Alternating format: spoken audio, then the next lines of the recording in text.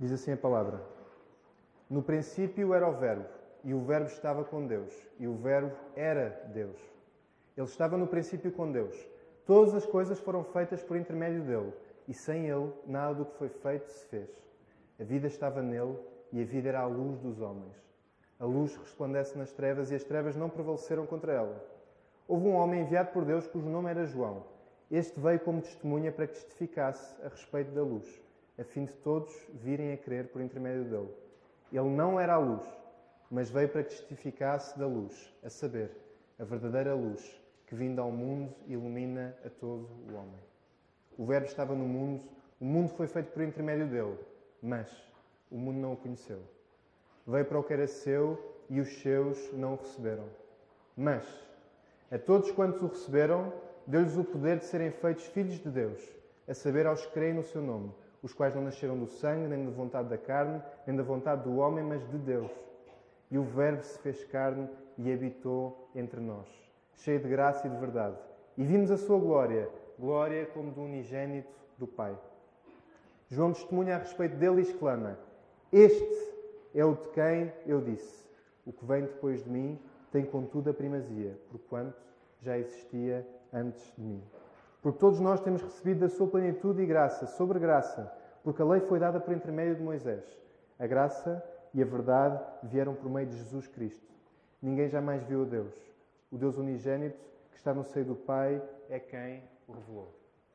Queria começar orando já e pedindo por este sermão, e pedir-vos a vocês também para orarem, não só porque eu quero abrir o coração convosco. Eu tenho dormido muito pouco, graças à minha filha Madalena, e por isso é fácil que os pensamentos se cruzem durante a pregação. Por isso orem por mim também e orem para que eu seja fiel à palavra e que o cansaço não seja impedimento de pregar a palavra de Deus, até porque o tema hoje é exigente. Eu já vou partilhar convosco qual, mas vamos orar. Pai do céu, Tu tens feito a Tua vontade conhecida nesta igreja, e isso tem acontecido também através da pregação da palavra, Senhor. A Tua palavra pregada mostra-nos quem Tu és, mostra-nos o que Tu queres de nós e mostra-nos a esperança que nós somos chamados a ter e que temos, Senhor. Uma esperança palpável que nós podemos ver e tocar também pela presença uns dos outros aqui na igreja, Senhor. E isso também traz responsabilidade a qualquer pessoa que venha aqui pregar. Por isso eu peço-te que hoje sejas Tu a dirigir-me, que possas dirigir também os corações de cada pessoa que está a ouvir, para que a Tua palavra possa ser pregada e recebida. Não faças do meu cansaço obstáculo, mas possas, além dele, usar-me para pregar a Tua palavra. Pedimos tudo em nome de Jesus. Amém. Então hoje é o primeiro sermão, é o segundo do Advento e é o primeiro em que nós pisamos fora da série aos Filipenses, que nós esperamos mesmo que tenha sido uma grande bênção para todos. E queria fazer-vos um convite. Aproveitem e de vez em quando voltem a Filipenses, em particular ao capítulo 2, entre o versículo 1 ao 11, porque eu acho que é daquelas coisas que nós temos que constantemente lembrar.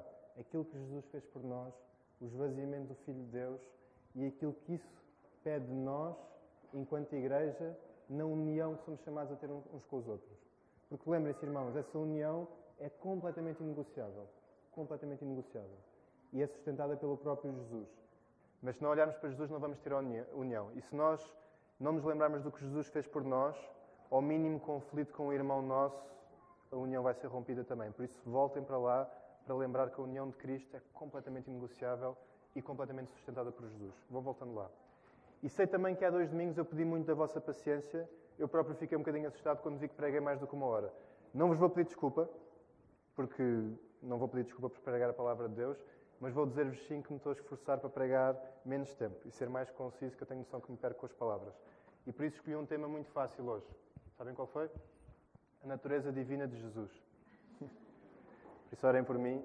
Eu escrevi para ser resumido e tive fortes demonstrações de pessoas mais sábias do que eu para que gaste também menos tempo a fazer isto. Então, o que vamos fazer não é a contradição, mas o complemento de uma palestra que o pastor Tiago Oliveira deu há 3 anos aqui na igreja. Uma série de 4 palestras e um sermão, que se chamava assim, não sei se se lembram. Se Jesus não foi homem, o Natal não é uma festa.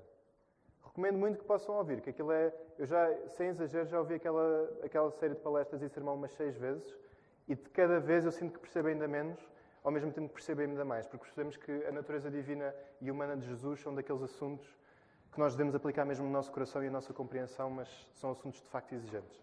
E hoje o que eu queria era complementar esse ponto, não contradizer, e pregar um sermão que tem o título Se Jesus não é Deus, o Natal não é uma festa também. E para tratarmos de um assunto tão exigente como este, é importante afirmarmos verdades, logo no ponto de partida, para percebermos o que é que vamos e não vamos dizer. Verdades acerca da natureza do Filho, o Verbo, a segunda pessoa da Trindade. E vou fazê-lo a partir do Credo de Calcedónia, que foi um concílio feito a partir de um concílio de Calcedónia que aconteceu entre 8 de outubro e 1 de novembro de 451. 8 de outubro e 1 de novembro, para não acharem que as nossas assembleias são longas. E lembrem-se, mais uma vez, que os credos eram feitos em resposta às heresias. Ok? A preocupação dos credos não era explicar exaustivamente os assuntos, era afirmar claramente aquilo que a Bíblia afirma. Afirmar claramente aquilo que a palavra afirma. Por isso, são muito sucintos e muito claros também. E muitas vezes vemos as verdades afirmadas nos credos e ficamos ainda com mais questões. É normal. Mas não significa que elas não estejam claríssimas na Bíblia. Por isso, aquilo que eu vou fazer é, reconhecendo a nossa compreensão limitada, reconhecer também a clareza da palavra e afirmar 5 verdades a partir deste credo para balizar, para nos dar os postos da baliza à qual queremos rematar neste sermão. Primeira verdade. O Filho tem 2 naturezas, a divina e a humana. Cada natureza é total e completa. Jesus é completamente homem, 100%, e Jesus é completamente Deus, 100% também. Cada natureza é distinta da outra, ou seja, não há mistura entre a natureza divina de Jesus e a natureza humana de Jesus. O Filho é apenas uma pessoa. Não há o Filho Deus e o Filho homem. É uma pessoa só. Agora, esta é difícil. Aspectos que são verdadeiros acerca de uma natureza não são menos verdadeiros acerca dessa natureza na pessoa do Filho. Vou repetir esta, que esta é um bocadinho mais difícil. Aspectos que são verdadeiros acerca de uma natureza não são menos verdadeiros acerca dessa natureza na pessoa do Filho. Por outras palavras, tudo o que é verdade acerca dos homens, à exceção do pecado, é verdade acerca da natureza humana de Jesus. Isto dava para 1000 conversas, mas isto é afirmado claramente. Tudo o que é verdade acerca de Deus é completamente verdade, 100% verdade acerca da natureza divina do Filho. E lembrem-se do que já disse. Há verdades que afirmamos porque a palavra as afirma claramente, não propriamente porque as conseguimos explicar completamente. Mas é importante afirmá-las. Uma delas, e um dos pontos que já vos disse, é mesmo este. Tudo o que é verdade acerca do homem, à exceção da natureza pecadora, é verdade acerca de Jesus. E isto é normal que nos traga dificuldades, mas temos mesmo que voltar a afirmar a humanidade de Jesus. Por isso é que eu volto muitas vezes àquela palestra. Jesus teve que confiar como tu tens que confiar. Jesus teve tentações como tu tens também, sem pecar. Jesus duvidou. Sim, Jesus duvidou, nunca pecando, confiando em Deus. Jesus teve que depender do Espírito Santo. Jesus teve que depender do Espírito Santo. Isto não belisca a natureza divina de Deus, mas afirma a natureza humana de Jesus. Completamente. Temos que lembrar isto. E quero partilhar também, em jeito de automentalização, uma lição importante que aprendi com o pastor Tiago Oliveira, a quem pedi rapidamente ajuda assim que comecei a preparar este sermão para me ajudar aqui com algumas coisas. E eu tinha feito um estudo muito grande e comecei a ficar fascinado com este assunto e já ia em 9 páginas de sermão e nem estava a metade. E mandei-lhe e ele disse uma coisa que me marcou muito e queria partilhar convosco, que acho que é edificante para a igreja. Lembra-te que o sermão não é um sumário do estudo que fizeste durante a semana, mas é uma obra à parte. É uma obra de arte por si só. Vou-vos dar uma analogia que ele me deu também. Uma escultura não é um sumário do estudo de um escultor, que ele fez para fazer aquela escultura, mas é uma obra por si só. Ou seja, os pastores e as pessoas que vêm pegar na palavra não vêm para aqui resumir aquilo que foi o seu estudo durante a semana, mas com base nesse estudo, eles vêm fazer uma coisa completamente distinta. Fundada aí, mas distinta. Não é um sumário, porque há coisas infinitas para se dizer a partir do Paulo e acerca da divindade de Jesus. Mas por isso, quero ter a liberdade de, tendo feito esta cama de verdades, pregar simplesmente esta passagem. Simplesmente João 1:18, com aquilo que afirma acerca da divindade de Jesus. Não ir além e não ficar aquém.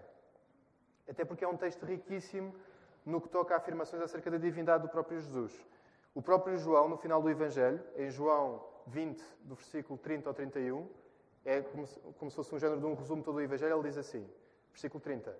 Na verdade, fez Jesus diante dos discípulos muitos outros sinais que não estão escritos neste livro. Estes, porém, foram registados para quê? Para que creiais que Jesus é o Cristo, o Filho de Deus, e para que, crendo, tenhais vida em seu nome. Isto é o objetivo de João e isto é o que vai estar também no prólogo, como vamos ver já a seguir. E agora ponham os olhos na vossa Bíblia, entre os versículos 1 ao 18, que eu vou dividir em 4 secções diferentes este prólogo. Primeiro, do versículo 1 ao versículo 3, é dado o pontapé de saída do prólogo, afirmando logo à cabeça que o Filho é eterno e igual em valor ao Pai, atribuindo também a Ele o poder criador. Entre o versículo 4 e 5, vai ser tratada a salvação trazida pelo Verbo, o Filho, que iria ser anunciada por João Batista nos versículos 6 e 8, como conseguem ver aí. E nesta porção, há 2 termos importantes que surgem ao longo do Evangelho de João, que são trazidos logo. Luz e vida. E trevas e oposição. Se conhecem bem o Evangelho de João, são 2 temas que vêm repetidos neste Evangelho. Entre os versículos 9 a 13, vai-se tratar a reação dos homens ao Filho.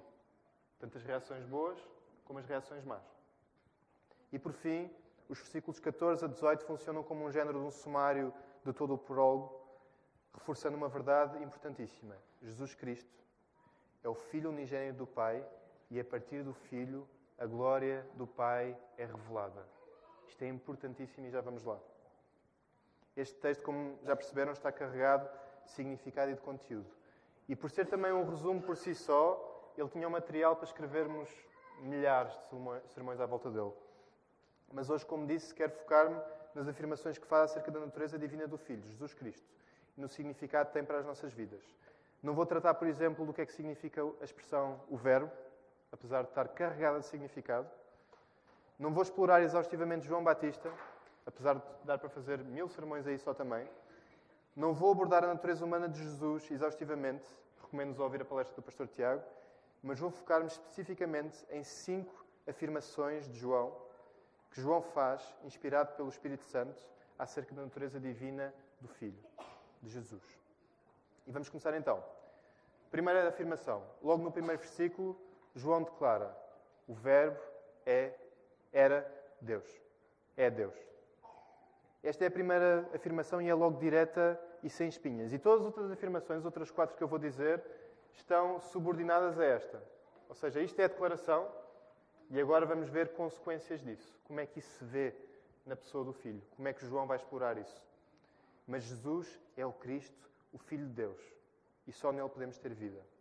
Logo a seguir, segunda afirmação, ainda no primeiro versículo e pegando já no segundo, o Filho é eterno e não criado. Ele estava no princípio com Deus.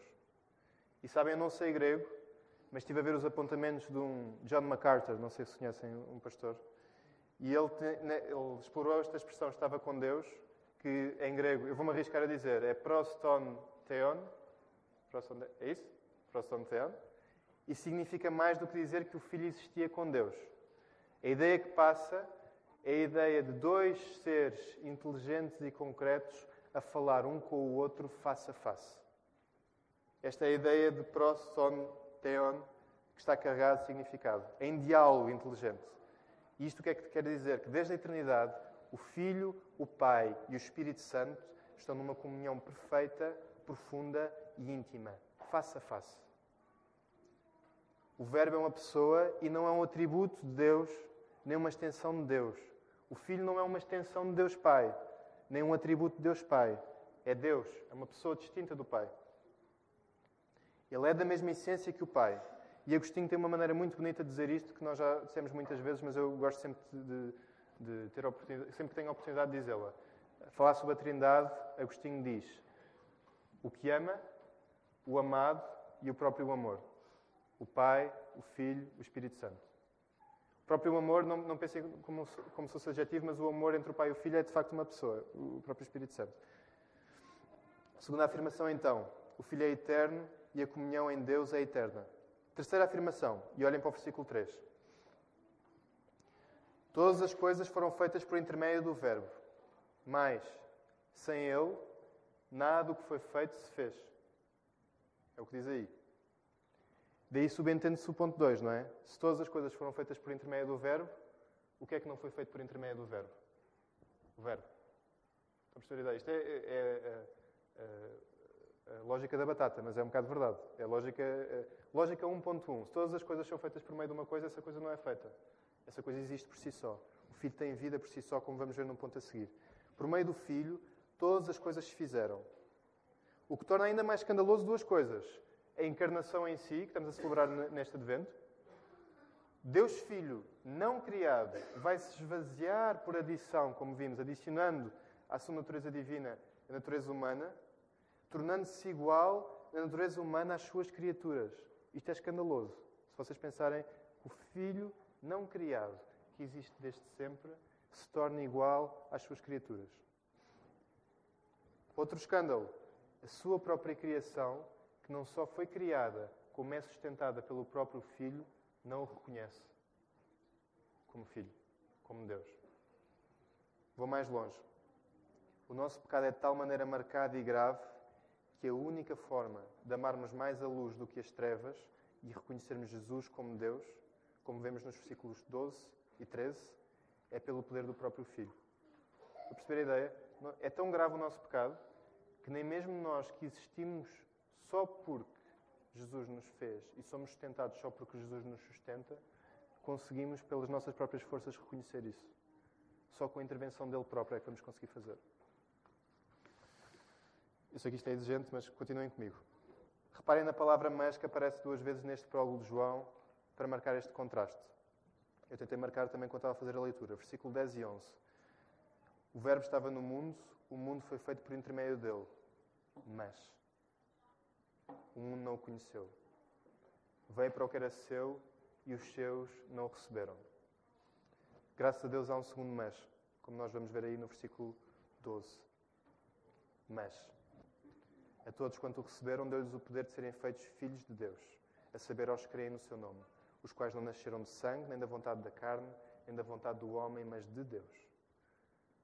Okay? Quarta afirmação. E agora vamos apanhar um naco maior do texto. O Filho tem vida em si mesmo e é a luz dos homens. E aqui, lembram-se que eu falei de vida e luz ser um tema bastante central para João. E vida e luz não significam necessariamente a mesma coisa. Ao longo do Evangelho vamos ver que podem significar coisas diferentes. A palavra aqui usada para vida é no grego zoe, que significa vida espiritual. E pensem, bios significa vida biológica, zoe significa vida espiritual. Embora nem sempre seja usada para falar da mesma coisa que luz, a afirmação que encontramos no versículo 4, e ponham os olhos no versículo 4, a vida estava nele e a vida era a luz dos homens, não traz de facto diferença entre as duas coisas. Okay? Luz surge em oposição às trevas do pecado e da morte espiritual, e isso é vida. Vou repetir. Luz surge em oposição às trevas do pecado e da morte espiritual, e isso é vida. Aliás, isso vai ser a antecipação de um resumo perfeito que Jesus vai fazer também neste Evangelho, em João 8, no versículo 12. Eu vou ler para vocês. Diz assim, Jesus a falar, eu sou a luz do mundo. Quem me segue não andará nas trevas. Pelo contrário, terá a luz da vida. Mais uma vez, vida, luz. Que neste caso, as duas dependentes do próprio Filho. E por sua vez, e ainda mais atrás, faz um arco com o Antigo Testamento. E vamos ler em Salmos 36, 9, diz assim, pois em ti está o manancial da vida. Na tua luz vemos a luz. Estão a perceber como estes dois, apesar de não significarem a mesma coisa, estes dois termos, na Bíblia, muitas vezes estão casados. Significam, estão, se quiserem, interligados um com o outro. E na pessoa do Filho, sem dúvida que estão. O Filho tem vida em si mesmo e é a luz dos homens. O evangelista João e o próprio Jesus apresentam o Filho como a luz, fonte de vida que resplandece no mundo caído. Isto é importantíssimo Porque nenhum homem ou profeta pode afirmar uma coisa dessas acerca de si. Nenhum profeta do Antigo Testamento podia afirmar isto acerca de si. Nenhum homem depois de Jesus pode afirmar isto acerca de si, que é a luz, ou que tem vida em si mesmo. Se Jesus não for 100% Deus, sabem o que é que se chama, o que Jesus acabou de fazer? Blasfémia. É como se chama. E quero aproveitar a oportunidade para partilhar uma lição. Acho que foi a lição maior que eu aprendi na preparação deste sermão, quando estava a falar, não a estudar, mas a conversar com o pastor Tiago Oliveira. Vou tentar dizer devagarinho, porque isto também me custou a entrar, mas diz assim: nenhum milagre feito por Jesus é extraordinário quando vemos a Bíblia inteira. Extraordinário no sentido de não foi já feito por um profeta no Antigo Testamento. Todos os milagres que Jesus fez, e eu agora sei que vocês estão a rever o Antigo Testamento na vossa cabeça para pensar quais é que foram, mas todos os milagres que Jesus fez têm, se quiserem, um par no Antigo Testamento e vêm profetas que fizeram o mesmo tipo de milagres. Não é isso que é fantástico acerca de Jesus. O que o faz diferente dos outros profetas não são os milagres que ele faz. E agora quero ajudar-vos a chegar à conclusão a partir de Deuteronômio 18. Sabem que Deuteronômio 18 é daqueles textos exigentes de regras que explica como é que se reconhece que um profeta é verdadeiro. E reconhece que um profeta é verdadeiro, entre outras coisas, se as coisas que ele se diz se cumprem. Por outras palavras, se os milagres que ele faz ou as coisas que ele diz se cumprem, isso se mostra que ele é verdadeiro e que, de facto, as palavras que ele diz são as palavras de Deus. Voltando a Jesus, o que é extraordinário acerca de Jesus não são os milagres que ele faz, mas são as coisas que ele diz acerca de si mesmo. Porque como ele faz os milagres, nós percebemos que essas coisas são de facto verdadeiras. Foi muito confuso? Vou tentar repetir a ideia. Jesus não é diferente dos antigos profetas pelos milagres que faz. Ele é diferente dos antigos profetas pelas coisas que diz acerca de si. E os seus milagres mostram que o que diz acerca de si é verdadeiro. Nenhum profeta disse o que Jesus disse acerca dele. E usar um exemplo bem concreto para mostrar como é que isto se vê na prática em Jesus. Temos visto isto aqui na classe de escola dominical de Marcos. Marcos 2, paralítico de Cafarnaum. Primeira coisa que Jesus faz quando vê, perdoa-lhe os pecados. Reação das pessoas, blasfémia. Quem tem autoridade para perdoar pecados, senão Deus? O que é que Jesus faz? Cura-o fisicamente. Para quê? Para mostrar que tem poder para perdoar os pecados, para mostrar que Ele é Deus. Isto é um movimento em que vocês não veem mais nenhum profeta.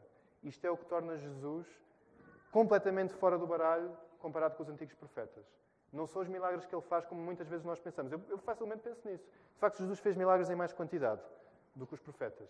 Mas não é isso que o torna excepcional. É as coisas que Ele disse acerca de si que são verdadeiras e que Ele reclama para si que é Deus. Quarta afirmação. Jesus tem vida em si mesmo e é a luz dos homens.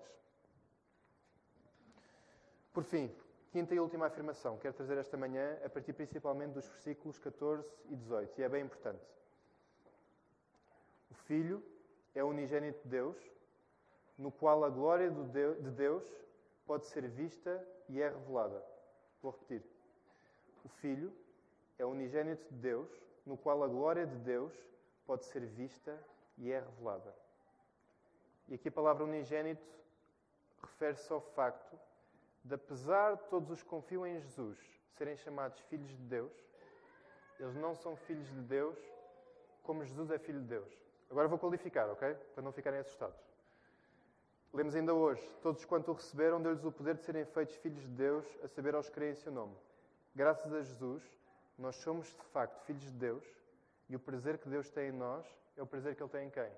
Em Jesus. Isso, limpinho na Bíblia. Grande boa notícia para nós.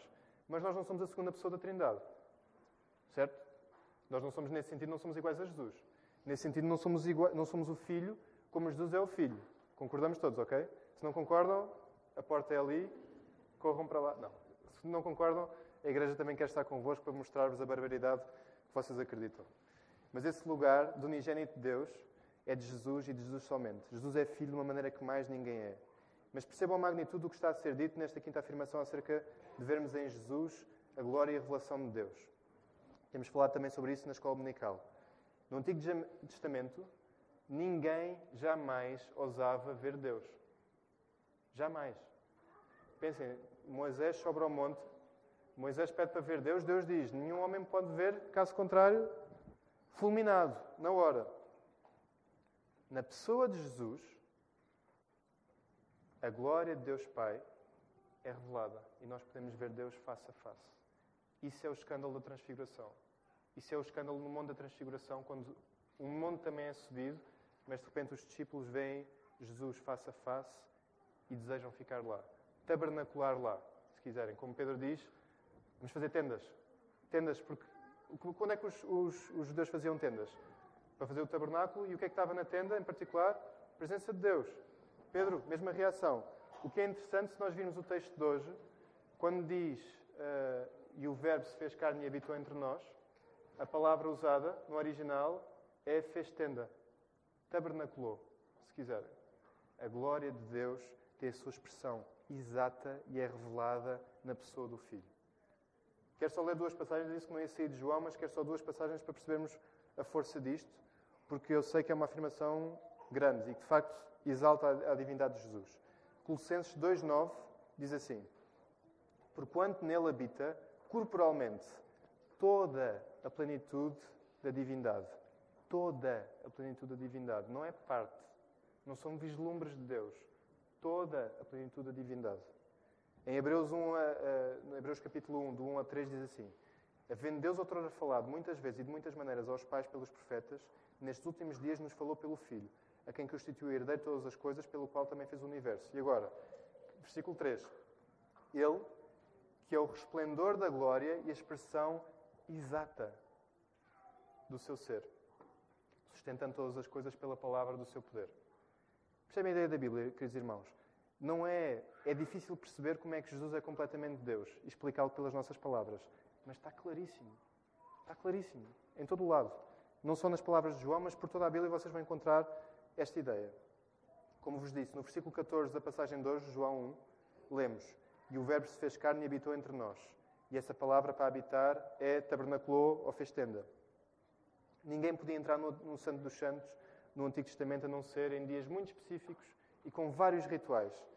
E de repente, quando diz a glória de Deus é revelada e pode ser vista em Jesus, o verbo habitou entre nós, nós estamos a dizer, nós estamos no Santo dos Santos, na presença de Deus.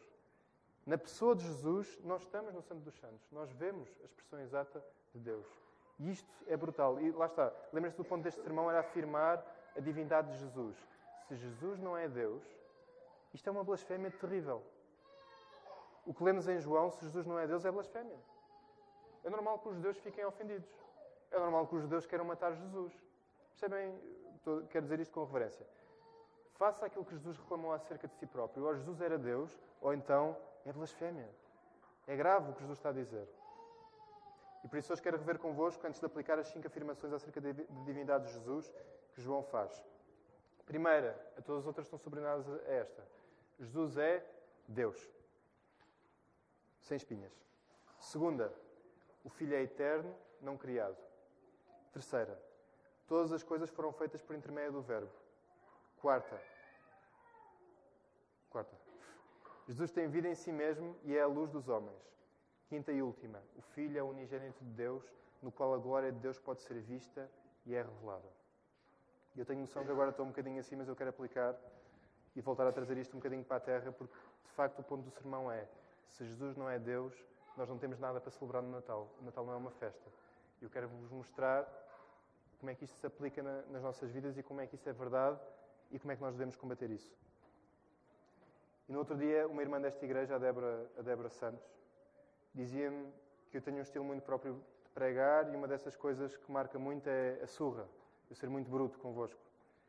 E eu, por um lado, levei como um elogio, porque de facto Jesus também era assim, e Paulo também, mas fiquei um bocadinho preocupado. Porque eu não quero ser caracterizado por ser só pancada e não vos encorajar, porque Jesus de facto não era assim. Paulo também não era assim. E por isso tenho tido algum cuidado, e a preparar este sermão tive algum cuidado, para não ser só surra. Vai ter também, mas quero também ser encorajador para vocês, porque de facto o que nós temos para partilhar são boas novas, não é pancada, são boas novas. Jesus é Deus, e isso são muito boas notícias para nós. Primeiro ponto da aplicação. Afirma o que João afirma. O Verbo é Deus. Afirma o que João afirma, o Verbo é Deus. Se é verdade que a natureza divina do Filho, 100% divina, está muito além da nossa compreensão, é igualmente verdade que isso não significa que as afirmações acerca da mesma não sejam claríssimas na palavra. Ser difícil não significa que não é claro. Claro é. Podes não perceber completamente todas as implicações de Jesus ser Deus, mas podes afirmar com toda a confiança que Jesus é Deus. A palavra também o faz sem espinhas. E ao longo dos séculos, homens fiéis têm feito isso a partir de credos, confissões, catecismos. Por isso é que nós voltamos aos catecismos, que são muito úteis. Deixa-me ser mais ousado e dizer-te, aqui é a parte da surra, não esperes por perceber completamente para afirmar com toda a convicção. Vou repetir. Não esperes para perceber completamente para poderes afirmar com toda a convicção. A fé não é isso. Se fosse assim, estávamos todos condenados. Ninguém podia afirmar nada. Porque nenhum de nós, nem o pastor Tiago Oliveira, nem o pastor Marco, nem o pastor Tiago, nem o pastor Filipe, podem dizer que o Filho é Deus, percebendo completamente todas as implicações do que isso significa. A palavra afirma que o Filho é Deus, que Ele é eterno, que Ele tem vida em si mesmo, que Ele é luz, que Ele é unigênito do Pai, que Ele é a expressão exata da sua glória e a forma pela qual o Pai é revelado. Jesus é Deus. Podes afirmar sem medo nenhum. A Bíblia afirma claramente. Depende do Espírito Santo para fazeres isso, porque como lemos em 1 Coríntios 12:3, diz: ninguém pode dizer Senhor Jesus, senão pelo Espírito Santo. Importa o que afirmamos, porque como lemos nesta passagem, afirmar que Jesus é Deus é prova que temos a fé pela qual Jesus nos salva. Vou repetir a ideia. Afirmar que Jesus é Deus é prova que temos a fé pela qual Jesus nos salva. Não é a afirmação que te salva, mas é prova que tu tens a fé que te permite fazer essa afirmação. Não é acerca da tua capacidade de explicar, é acerca da fé, o dom que te é dado. Importa o que afirmamos. Por isso, afirma mais em oração, afirma mais em louvor e afirma mais a quem não crê. Afirma mais a quem crê também. E afirma com alegria e sem dúvidas: Jesus é Deus. Sem medo, isto é claro. Segundo ponto, estou quase a acabar. Reconhece como João Batista que não és a luz. Eu sei que nenhum de vocês diz com as palavras todas: eu sou a luz. Mas vou explicar. João Batista sabia o seu lugar. E o pastor Tiago já pregou isto há uns anos. João sabia que não era a luz, que vinha resplandecer nas trevas e que tinha vida em si mesmo. João sabia que não tinha nada disto. Ele veio para apontar e dar testemunho da luz. Nenhum de nós vai verbalizar que se acha a luz. Mas aquilo que eu acredito é que muitos de nós vivemos como se Jesus não fosse a luz. E, ironicamente, quando acreditamos que Jesus não é Deus, isso coloca-nos no lugar de sermos nós a luz. E eu quero explicar porquê. Se Jesus for só 100% homem, e por isso um grande exemplo a seguir, se Jesus for só um grande professor, um grande exemplo, um grande homem, não há boas notícias no Natal. Não há nada para celebrar no Natal.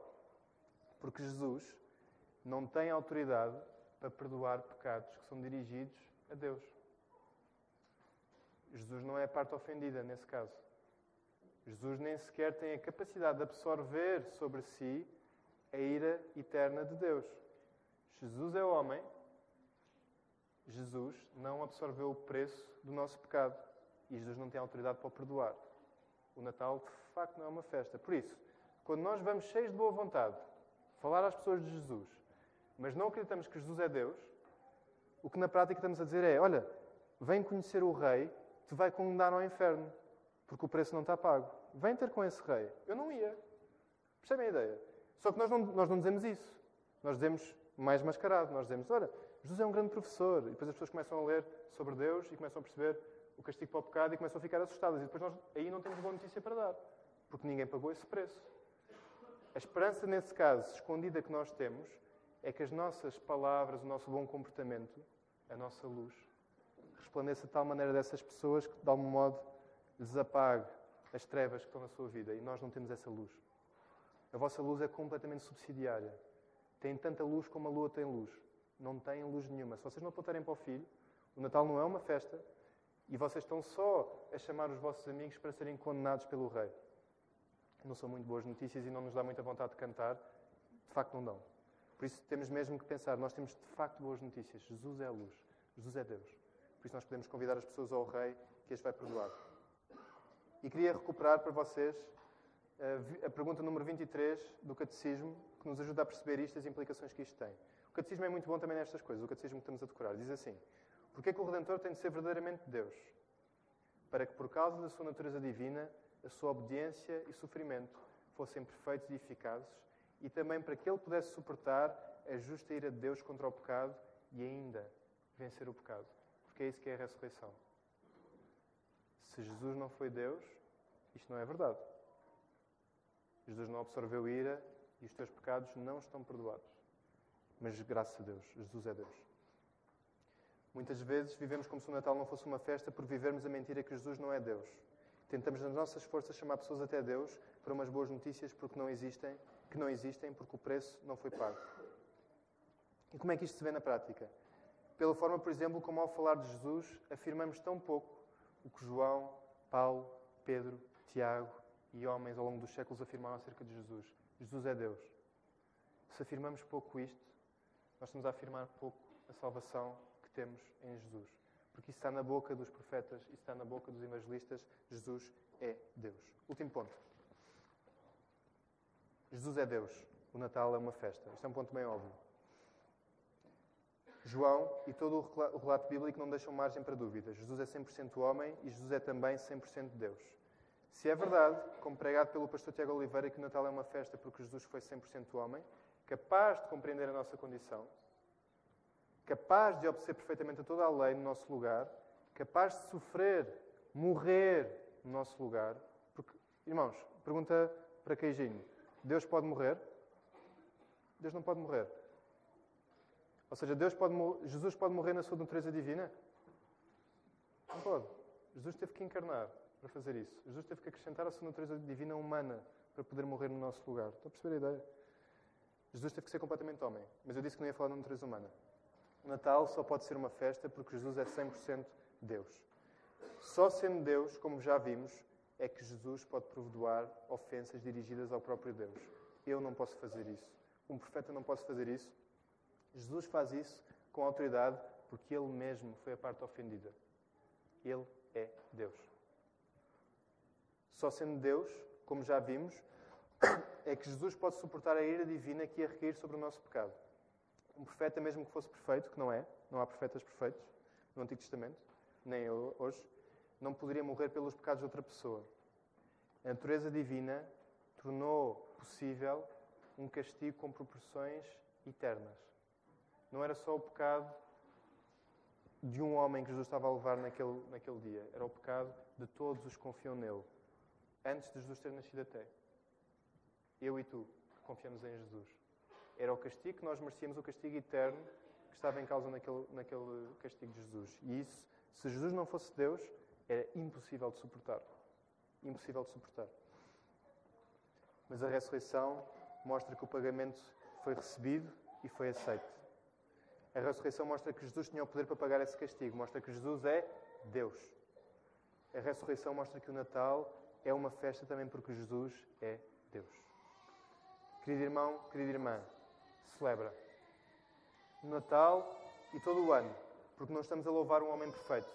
No fim do dia, nós não estamos a louvar um homem muito bom, um bom professor.